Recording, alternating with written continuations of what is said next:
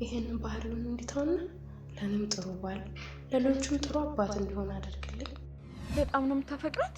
ፍቅር ያሌለበት ትዳር ጣር ያሌለው ቤት ማለት ነው። ደግሞ በጣም አፈቅራለሽ። እኔም እናት ሊሊ ግን የት ነው የጠፋሽው? ያልፈለኩሽ ቦታ እኮ የለም። የውጭ ቁርስ እንዴት ይጣፍጣል መሰለሽ። ምን ቁርስ ብቻ ነው?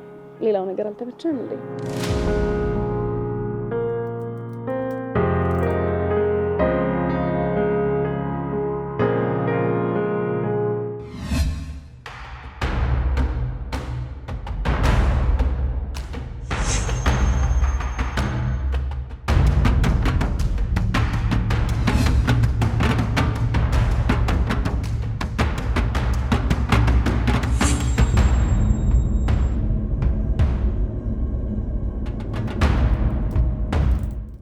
በቃ አስደስች።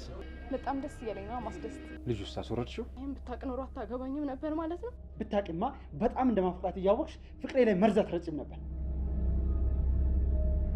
ያንዳንዷን ማትነግሪኝ ከሆነ ትልቅ ችግር ይፈጠራል። ዝም በል አንተም ማስመሳይ ነህ። እሺ እንደዛ አለች። ምን እሱ ብቻ በቃ